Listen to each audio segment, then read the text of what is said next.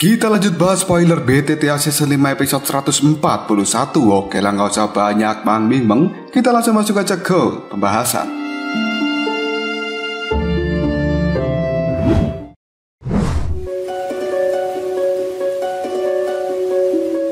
Tatapan mata Soyeon melihat pada kipas berwarna ungu. Selanjutnya, dia pun menoleh. Ada seorang pemuda yang kini telah tersenyum dengan mengandung aura jahat di raut wajahnya. Pemuda ini datang bersama dengan 3 pengawal. 2 diantaranya merupakan seorang Dozong dan 1 merupakan seorang Dozun. Intervensi yang dilakukan oleh pemuda yang baru saja datang membuat banyak tatapan mata orang-orang yang ada di tempat ini menjadi terkejut. Detik berikutnya, pemuda itu pun berkata pada Soyeon, "Temanku, aku akan membayar 2 kali lipat dari harga yang telah kau berikan pada penjual itu. Namun bisakah kau memberikan plat tembaga ini pada diriku?" Soyeon hanya menggelengkan kepalanya, kemudian dia menjawab, "Tidak." Mendengar kata-kata dari Soyeon, pemuda itu pun melengkungkan jarinya dan sebuah kekuatan yang tersembunyi tiba-tiba saja meletus. Kipas tersebut langsung menggeser plat tembaga yang ada di atas meja, dan tangan dari Soyeon juga langsung meraih plat tembaga itu dengan cukup kuat. Serangan yang dilakukan Soyeon secara tiba-tiba membuat pemuda kini raut wajahnya telah berubah menjadi cukup dingin.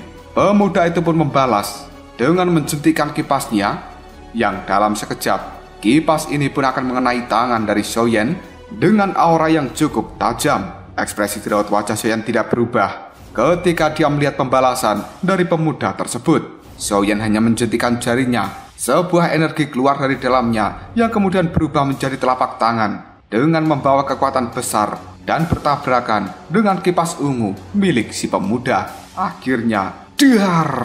Tabrakan itu pun membuat suara bergema di tempat ini, yang bahkan membuat lempengan tembaga kini telah terlempar dan ditangkap oleh tetuayan. Raut wajah dari pemuda itu pun kini telah berubah menjadi cukup jelek ketika dia melihat bahwa Soyeon tiba-tiba saja mengayunkan kakinya dan akan menendang kepalanya. Pemuda itu pun menahan tendangan Soyeon yang kali ini membuat dirinya terdorong 2 langkah mundur. 2 tetua yang ada di belakang pria muda itu pun buru-buru maju. Dengan raut wajah penuh kemarahan, mereka pun berteriak, "Bocah, betapa lancangnya dirimu." Kedua tetua itu pun akan memberikan serangan cakar terhadap Soyeon. Namun, baru saja keduanya bergerak, tiba-tiba saja Soyeon dan juga Tuan Yao Tianhuo ini telah muncul di hadapan Soyeon. Soyeon segera tertawa kemudian menjentikan jarinya, dan 2 gumpalan uap yang berwarna ungu kini telah melesat. Seorang tetua pelindung yang berada di tahap Dozun tiba-tiba saja berteriak, "Kalian berdua, hati-hatilah!" Orang tua itu pun langsung mengepalkan kedua tinjunya, yang membuat ruang di hadapan 2 tetua lainnya kini menjadi terdistorsi dan memblokir 2 gumpalan yang dilemparkan oleh Soyeon. Gumpalan itu pun meledak dan uap beracunnya kini segera terhirup oleh 2 tetua itu. Mereka buru-buru mengeluarkan doki di dalam tubuhnya secara gila-gilaan untuk mengeluarkan uap beracun ini. Raut wajah mereka dalam sekejap saja dipenuhi dengan keterkejutan karena mereka bisa merasakan sebuah racun yang cukup menakutkan.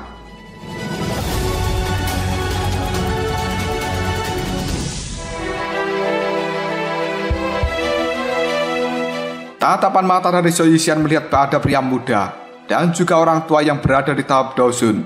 Segera setelah itu Soyeon kini berkata, "Apakah sebenarnya kalian berniat untuk merebutnya secara paksa?" 2 tetua yang sudah terkena racun dari Soyeon, kini tubuh mereka ditarik mundur dan keringat dingin telah muncul di dahi mereka. Barulah saat ini mereka menyadari bahwa sebenarnya Soyeon dan juga Yao Tianhuo adalah seseorang yang berada di tahap Dozun. 2 orang Dozun yang telah menjadi pelindung dari Soyeon. Barisan seperti ini adalah sesuatu yang tidak berani mereka singgung. Tatapan mata dari sang pemuda terus melihat pada Soyeon dan juga Yao Tianhuo. Detik berikutnya dia tersenyum, kemudian berkata pada Soyeon, "Perkenalkan, aku adalah Chen Xian dari sekte Suan yang mendalam. Bolehkah aku tahu siapa namamu?" Soyeon terdiam sejenak, yang kemudian dia mengingat sekte Suan yang mendalam.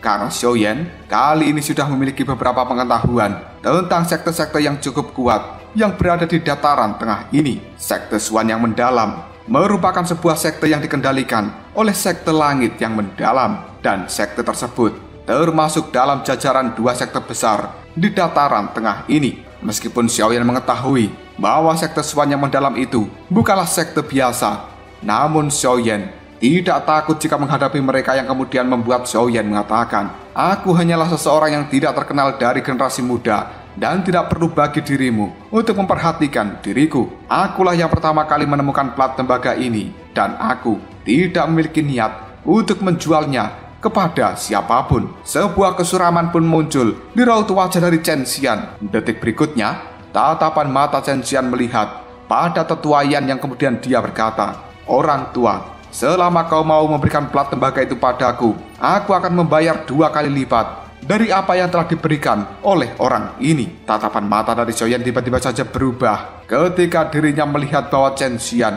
tidak ingin menyerah. Tetua Yan itu hanya mempermainkan plat tembaga yang ada di tangannya sebelum akhirnya dia tersenyum, kemudian melemparkan plat tembaga itu pada Xiaoyan sambil berkata pada Chen Xian, "Segala sesuatu yang ada di tempat ini harus dilakukan dengan cukup tertib. Aku orang tua ini bukanlah seseorang yang akan melakukan apapun hanya demi uang. Karena aku sudah menerima barang pemberiannya, maka secara alami aku tidak akan mengkhianatinya dengan menjual barang ini kepada orang lain."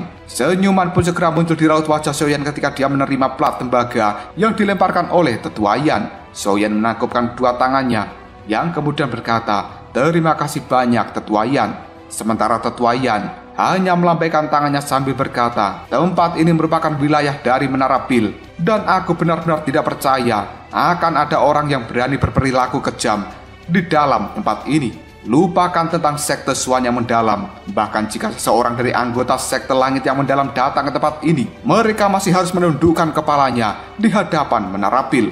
Dalam sekejap saja raut wajah dari Chen Xian kini telah berubah menjadi cukup jelek setelah mendengar kata-kata dari tetua Yan. Selanjutnya dia menoleh pada Xiaoyan secara perlahan mengatakan, "Menambahkan satu teman adalah sesuatu yang lebih baik daripada menyinggung seseorang hanya untuk sesuatu yang dirasa tidak masuk akal." Xiaoyan tersenyum sambil menyimpan plat tembaga ke dalam cincin penyimpanan. Dia pun menjawab kata-kata Chen Xian, "Tapi mohon maaf, aku tidak memiliki niat untuk menjadi temanmu dan aku juga membutuhkan barang ini. Namun, jika kau bisa bersabar untuk menunggu, kemungkinan diriku akan memberikannya padamu secara gratis setelah aku mempelajarinya." Xiaoyan sekali lagi menangkupkan tangan pada tetua Yan dan dirinya akan pergi meninggalkan tempat ini. Baru saja Xiaoyan bergerak, dua tetua yang tadinya dilukai oleh Xiao Yixian tiba-tiba saja menghalangi jalan dari Xiaoyan.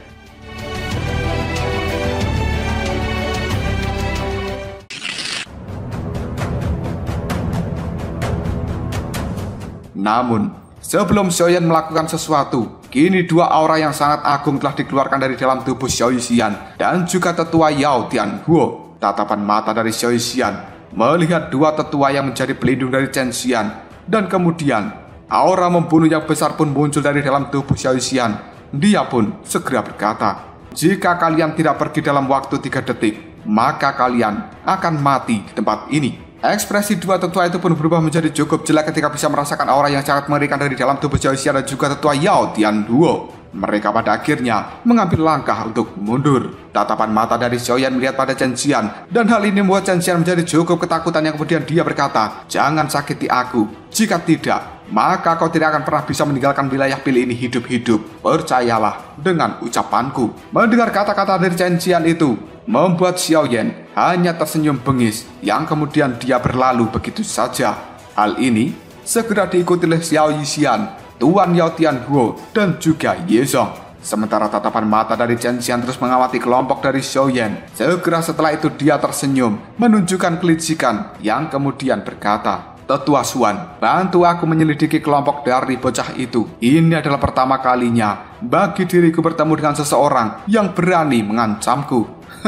Sungguh sangat menarik. Kelompok dari Xiaoyan kini telah tiba di lantai 2. Sementara Xiaoyan bisa melihat bahwa raut wajah dari Ye Zong dipenuhi sebuah kekhawatiran yang kemudian Xiaoyan bertanya, "Tetua Ye Zong, apakah dirimu sedang mengkhawatirkan kelompok tadi?" Ye Zong menganggukkan kepalanya. Dia menghela nafas dengan panjang kemudian mengatakan, sekte Swan yang mendalam itu cukup kuat, dan tidak disangka kita telah bertemu mereka di tempat ini. Dari penampilan pria muda itu, kemungkinan dia memiliki posisi yang cukup tinggi di dalam sekte Swan yang mendalam. Dengan mengetahui gaya mereka, kemungkinan mereka akan melakukan balas dendam atas segala yang terjadi hari ini. Mendengar ucapan dari Yezong, Xiaoyan hanya tersenyum tipis, kemudian dia mengatakan, ini adalah sesuatu yang kita tidak memiliki pilihan untuk melakukannya, dan kau tidak perlu mengkhawatirkan tentang hal ini. Aku akan menghadapi apapun yang mereka lakukan. Dengan kemampuan Xiaoyan saat ini, dia memiliki kualifikasi untuk mengatakan kata-kata seperti itu. Bahkan jika Xiaoyan sampai benar-benar terdesak, dia mungkin akan melemparkan api teratai pemusnahan yang bahkan seorang elit Daosun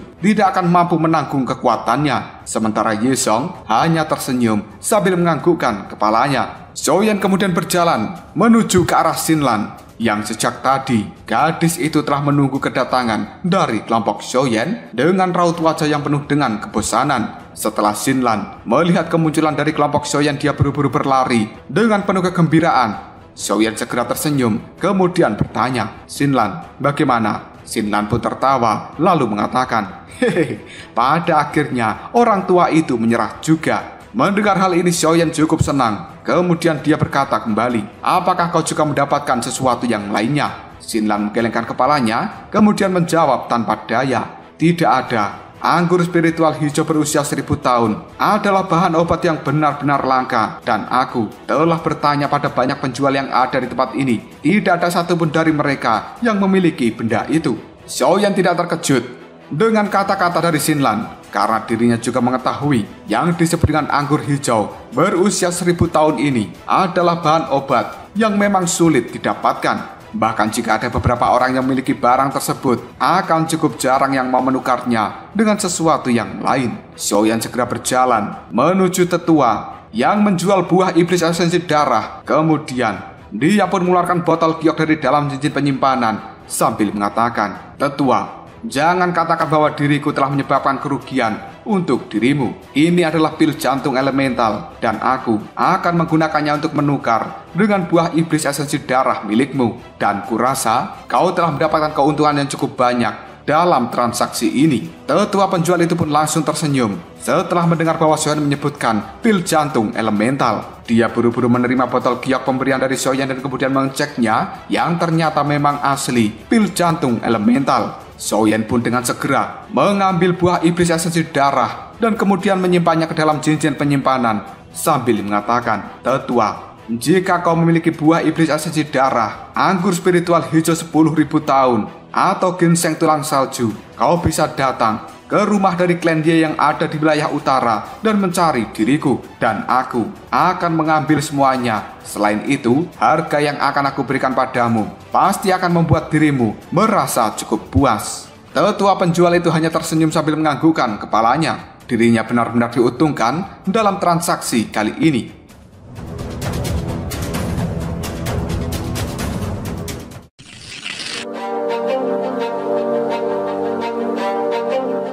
Xiaoyan tidak berlama-lama lagi di tempat ini dan dia memimpin kelompoknya untuk meninggalkan pameran perdagangan alkemis. Mereka akhirnya segera kembali ke rumah klan Ye. Xiaoyan segera menyuruh tetua Yezong untuk menutup pintu dari klan Ye ini, dan dia kemudian mengajak Tuan Yao Tianhuo serta Xiao Yixian untuk masuk ke dalam kamarnya. Mereka bertiga akhirnya duduk di sebuah kursi yang mengelilingi sebuah meja, dan di tengah-tengah ada sebuah plat tembaga aneh yang sebelumnya didapatkan oleh Xiaoyan. Xiaoyan kini telah menggunakan berbagai cara untuk bisa mendapatkan informasi dari plat tembaga tersebut, namun semuanya telah gagal.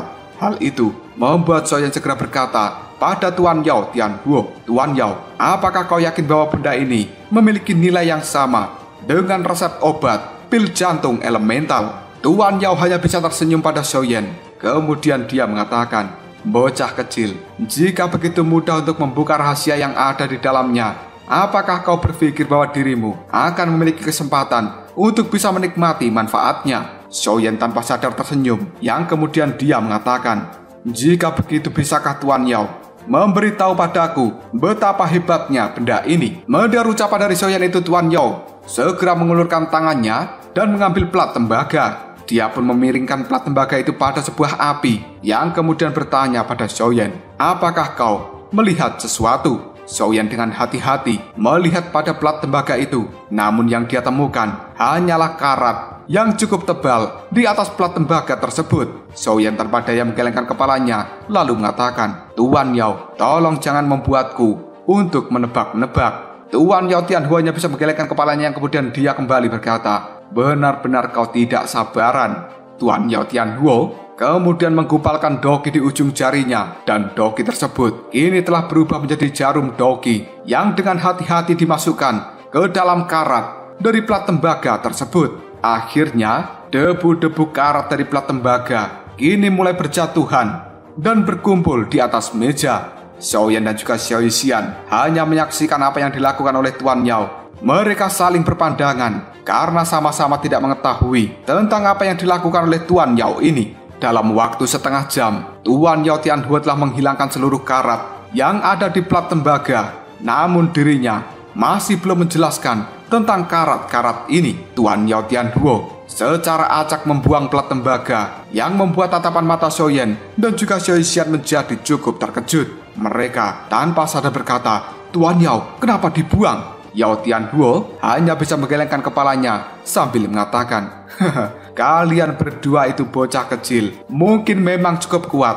tapi kalian tidak berpengalaman." Setelah berkata seperti ini, Tuan Yao Tianhuo mengeluarkan kekuatan hisap dari tangannya. Karat-karat tembaga yang ada di atas meja kini telah dia kumpulkan dan berubah menjadi karat berwarna hijau seukuran ibu jari. Tuan Yao kemudian berkata pada Xiaoyan, "Rahasia sebenarnya tidak terletak pada plat tembaga itu, namun sebaliknya terletak pada karat tembaga ini yang tidak terlalu mencolok." Sambil melemparkan karat tembaga berwarna hijau ke arah Xiaoyan, Tuan Yao Tianhuo pun berkata, "Xiaoyan, gunakan api surgawimu untuk membakar karat tembaga berwarna hijau ini, karena aku juga ingin melihat apa yang sebenarnya ada di dalamnya." Xiaoyan dengan hati-hati menerima bola karat tembaga berwarna hijau, yang kemudian dia mengeluarkan api hijaunya untuk membakar karat tembaga ini. Raut wajah dari Xiaoyan segera berubah karena dia bisa melihat bahwa sebenarnya karat tembaga ini tidak meleleh sama sekali di bawah panasnya api surgawi milik Xiaoyan. Hal itu membuat Xiaoyan segera mengatakan, sebenarnya memang ada sesuatu di dalam karat ini. 10 menit telah berlalu, bola karat tembaga berwarna hijau akhirnya mulai menunjukkan tanda-tanda untuk mencair. Xiaoyan akhirnya bisa melihat potongan-potongan kecil yang seperti debu kini telah perlahan muncul dari karat tembaga yang sudah meleleh. Hal itu tetap tergantung di dalam nyala api surgawi. Meskipun benda ini cukup kecil, namun sebenarnya memiliki kekuatan spiritual yang cukup padat.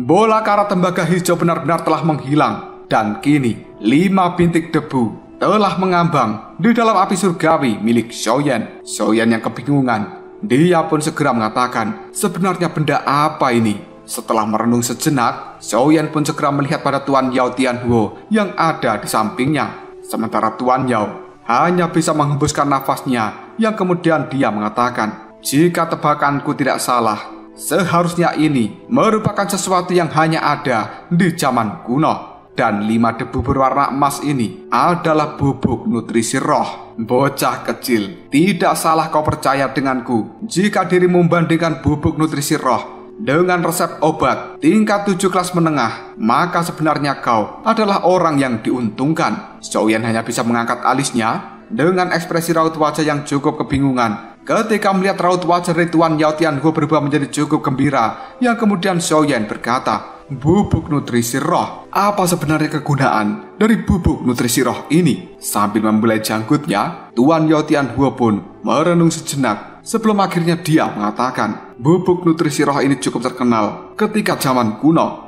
Dan ini bukan hanya item yang harus dimiliki oleh seseorang untuk bisa membuat build tingkat 8 ke atas, tapi juga mampu menyehatkan jiwa dari seseorang jika bubuk ini menyatu dengan jiwanya, dan secara bertahap akan memperkuat spiritualitas jiwa dari orang itu, sehingga seseorang akan bisa melangkah dalam apa yang disebut sebagai kondisi jiwa. Sebuah kegembiraan pun melintas dalam tatapan mata Xiaoyan ketika mendengar ucapan dari Tuan Yao Tianhuo. Dia tidak menyangka dalam hal kecil ini sebenarnya menyembunyikan kemampuan yang cukup besar. Tuan Yao Tianhuo kembali tersenyum. Dia pun berkata pada Xiaoyan, selama zaman kuno, beberapa alkemis yang telah menyentuh dalam kondisi jiwa akan mencoba yang terbaik untuk bisa mendapatkan bubuk nutrisi roh ini. Karena benda itu seperti magnet yang menarik kekuatan spiritualitas. Jika menyatu dengan jiwa seseorang, maka jiwanya akan terus terisi dengan kekuatan spiritualitas tanpa seseorang itu menyadarinya. Dan hal ini sebenarnya juga memiliki efek yang cukup unik, di mana seseorang akan mendapatkan sebuah pemahaman ketika melakukan penyerapan terhadap energi spiritualitas tersebut. Xiaoyan hanya bisa menganggukkan kepalanya, sementara kegembiraan kini tidak bisa disembunyikan dalam tatapan mata Xiaoyan. Selama ini Xiaoyan telah melakukan segala sesuatu untuk bisa memperkuat jiwanya, namun dia masih tidak mampu mendapatkan perkembangan, dan kekuatan jiwa dari Xiaoyan bisa meningkat ketika dirinya menemui kondisi jiwa. Hari ini tidak disangka ada sebuah barang misterius yang sebenarnya bisa memperkuat jiwa seseorang. Dan hal seperti ini adalah sesuatu yang sangat langka dan juga berharga di era saat ini. Tatapan mata dari Tuan Yao Tianhuo sambil melihat pada bubuk emas yang ada di dalam nyala api, dirinya pun sekali lagi mengatakan, hanya sejumlah kecil alkemis tingkat 8 yang bisa membuat bubuk nutrisi roh ini, dan mereka telah melakukan banyak upaya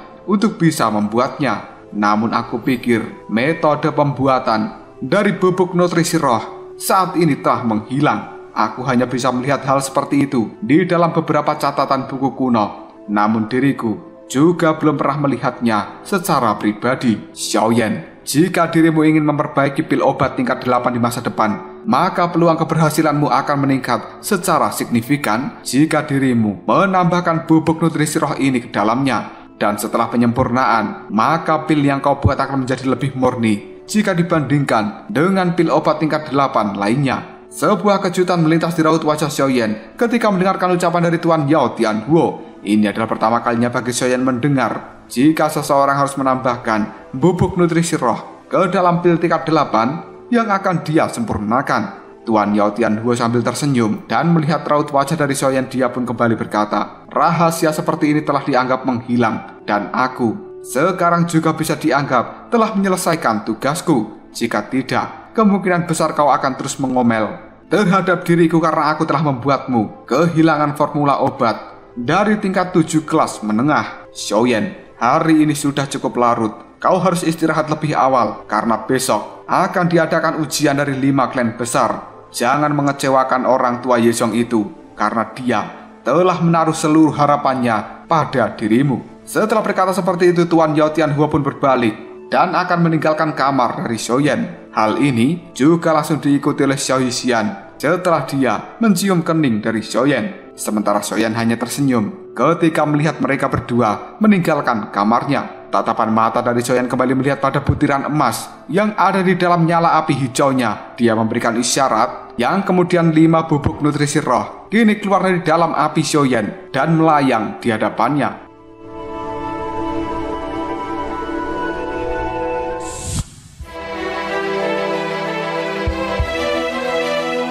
Xiaoyan secara perlahan menutup kedua matanya, dan tiba-tiba saja kekuatan hisab kini telah melonjak. Salah satu bubuk nutrisi roh kali ini telah tersedot masuk ke dalam dahi milik Xiaoyan. Tubuh Xiaoyan pun bergetar, wajahnya pun langsung menegang karena dia bisa merasakan gelombang rasa sakit yang luar biasa dari kepalanya. Xiaoyan hanya bisa mengerutkan kening yang seolah-olah jiwa dari Xiaoyan kini telah tertembus oleh peluru yang sangat tajam. Namun untungnya, rasa sakit seperti ini tidak berlangsung lama sebelum akhirnya berangsur-angsur menghilang. Xiaoyan hanya bisa menghela nafas ketika rasa sakit itu menghilang. Namun, baru saja dia menarik nafas dengan lega, Xiaoyan bisa merasakan bahwa ruang yang ada di sekitarnya kini telah membentuk sebuah fluktuasi yang cukup aneh. Sebuah aliran energi yang cukup samar tiba-tiba saja keluar, yang secara perlahan kali ini masuk ke dalam dahi milik Xiaoyan. Hal itu membuat raut wajah dari Xiaoyan merasakan sebuah kegembiraan yang luar biasa karena dia bisa merasakan sebuah aura spiritual di dalam tubuhnya kini telah tumbuh dengan kecepatan yang cukup lambat. Hal itu membuat Xiaoyan segera mengatakan, sebenarnya ini adalah aura spiritual. butiran bubuk spiritual yang ada di dalam dahi Xiaoyan memiliki kekuatan hisap yang terpancar darinya, dan hal itu terus-menerus menghisap aura spiritual dari alam untuk meningkatkan kekuatan spiritual di dalam tubuh Xiaoyan. Penyerapan seperti ini hampir berlangsung selama 3 jam sebelum akhirnya daya hisap dari bubuk nutrisi roh itu secara bertahap menjadi lebih lemah. Jelas bubuk nutrisi roh tidak mampu bertahan lebih lama lagi, dan tiba-tiba saja Xiaoyan bisa mendengar suara retakan dari dalam dahinya karena ternyata bubuk nutrisi roh itu telah pecah. Ketika kekuatan hisapnya benar-benar berhenti, aura spiritual yang ada di dalam ruangan Xiaoyan ini juga telah menghilang. Terlepas dari bagaimana Xiaoyan mencoba untuk menyerapnya kembali, hal itu adalah sesuatu yang sia-sia. Tanpa sadar, membuat Xiaoyan tertawa di dalam hatinya. Namun, tepat ketika Xiaoyan akan menarik diri dan keluar dari kondisi seperti ini, dirinya pun menjadi tidak berdaya karena bubuk nutrisi roh yang akan menghilang dari dalam dahinya kini telah mengeluarkan sebuah cahaya yang cukup terang. Bahkan jiwa dari Xiaoyan merasakan sakit luar biasa di bawah penerangan dari cahaya ini.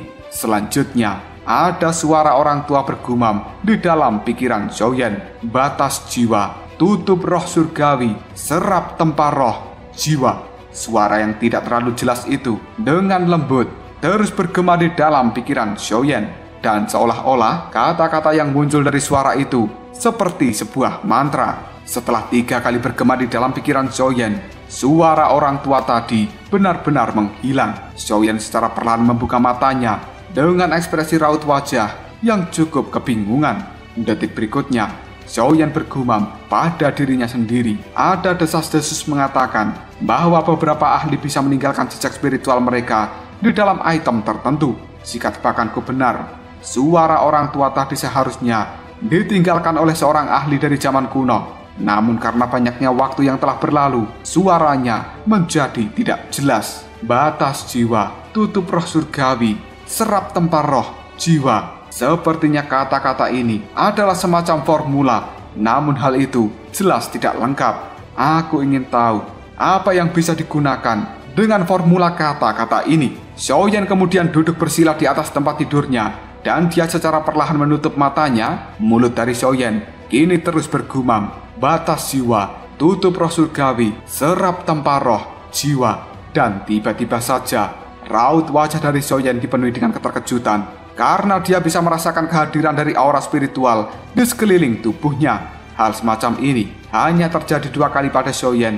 Yang pertama, ketika dirinya masuki kondisi aneh saat berada di halaman dari rumah ini, dan yang kedua adalah saat ini. Namun Xiaoyan yakin bahwa sekarang dirinya tidak sedang memasuki kondisi aneh seperti saat itu. Xiaoyan hanya bisa mengangkat alisnya. Tiba-tiba saja dia mengepalkan tangannya sambil mengatakan, apakah sebenarnya aura spiritual itu muncul karena formula kata-kata yang aku ucapkan barusan?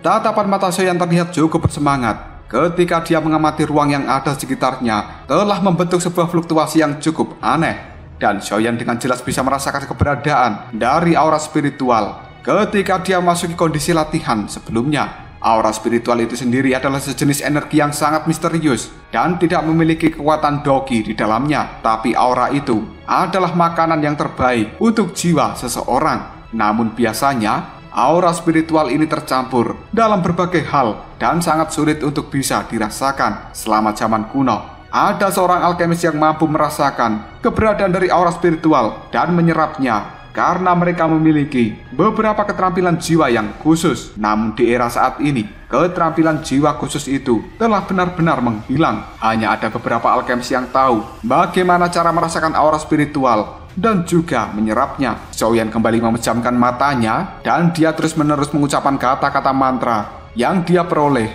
dari bubuk nutrisi roh. Hal ini dilakukan oleh Xiaoyan selama setengah jam, dan akhirnya ruang di dalam kamar Xiaoyan sekali lagi menunjukkan tanda-tanda untuk berfluktuasi. Merasakan hal ini membuat Xiaoyan tidak terlalu terkejut karena dirinya bisa merasakan ada sebuah benang aliran yang sangat kecil tiba-tiba saja muncul dari dalam ruang yang kosong. dan benang-benang seperti itu dipenuhi dengan energi alam serta kekuatan spiritual yang cukup padat. Jika Xiaoyan tidak menggumamkan mantranya, dia pasti tidak akan bisa mendeteksi arus dari aura spiritual yang telah muncul di tempat ini. Sebuah kegembiraan pun segera muncul di dalam hati Xiaoyan ketika dirinya bisa merasakan keberadaan dari aura spiritual untuk pertama kalinya di bawah kondisi pelatihan normal dan juga kesadaran penuh. Xiaoyan berpikir jika dirinya berhasil menyerap aura spiritual ini, kemungkinan jiwanya cepat atau lambat akan segera maju dalam kondisi jiwa. Di saat hal itu terjadi, level alkemis milik Xiaoyan juga secara bertahap akan bisa naik ke tingkat 8. Dia membayangkan jika dirinya benar-benar menjadi alkemis tingkat 8, para elit super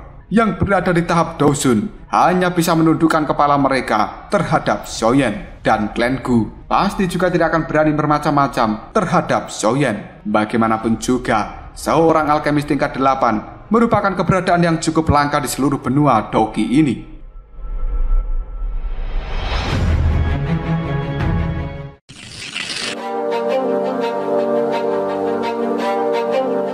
Sebuah keterkejutan kembali muncul di dalam benak dari Xiaoyan, dan penyebabnya adalah Xiaoyan bisa melihat keberadaan dari aura spiritual, namun dia tidak memiliki cara untuk bisa menyerapnya. Xiaoyan berkali-kali mencoba untuk menyerap aura spiritual itu, namun masih tetap tidak bisa untuk memasuki tubuhnya. Hal ini membuat Xiaoyan duduk di dalam keheningan dengan cara yang tertegun seperti orang bodoh. Akhirnya, hal itu membuat Xiaoyan tersenyum. Dia menggelengkan kepalanya sambil mengatakan, apakah sebenarnya masih ada mantra lain? Dan yang aku ucapkan ini hanyalah bagian kecil dari versi lengkap mantranya. Meskipun Xiaoyan tidak mengetahui cara untuk bisa menyerap keberadaan dari aura spiritual yang telah muncul, namun dia tidak menyerah. Xiaoyan akan mencoba melakukan penyerapan dengan cara yang kasar. Dia pun membuka mulutnya lebar-lebar dan mencoba menyerap energi alam itu yang telah bercampur dengan aura spiritual ke dalam tubuhnya. Namun,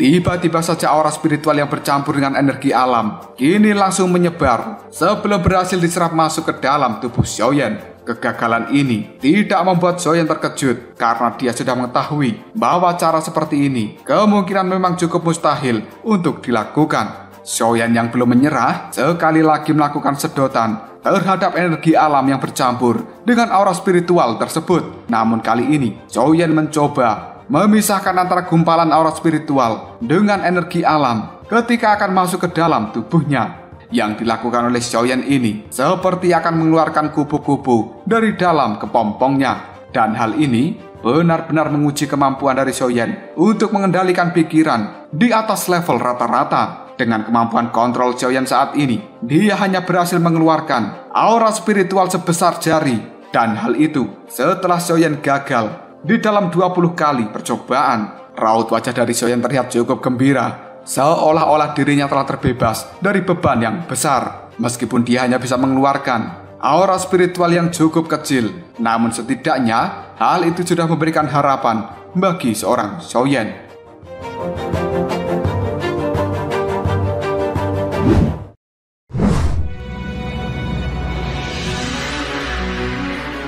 Xiaoyan akhirnya kembali menutup matanya dan dia mencoba melakukan cara seperti yang dilakukan sebelumnya.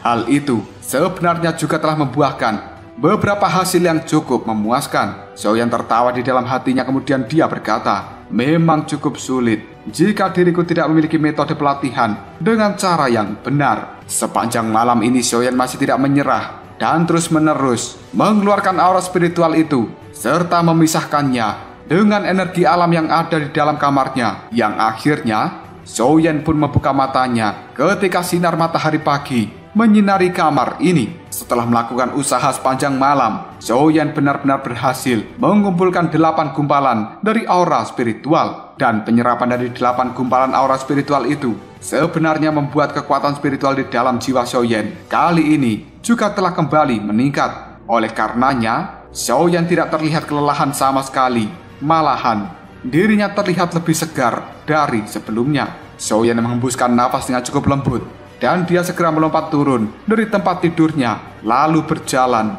keluar dari kamarnya. Baru saja Xiaoyan membuka pintu di halaman depan kamar, dia sudah melihat tetua Yezong, Xiao Yixian, dan juga yang lainnya menunggu Xiaoyan keluar dari dalam kamar. Ye Song akhirnya bisa menghela nafas dengan lega, sementara Xiaoyan tersenyum. Hari ini merupakan hari tes dari 5 klan besar, dan hari ini juga yang akan menentukan nasib dari klan Ye di masa depan nanti. Semuanya telah bertumpu pada Xiaoyan. Sambil menangkupkan tangannya pada Xiaoyan, tetua Ye Song pun mengatakan, "Tuan muda Xiaoyan, apakah dirimu sudah siap?" Xiaoyan secara perlahan menganggukkan kepalanya. Dia kemudian jawabnya, "Ayo kita pergi. Hari ini aku akan melihat apa yang disebut sebagai 5 klan besar. Dan aku juga cukup penasaran dengan kemampuan apa yang mereka miliki."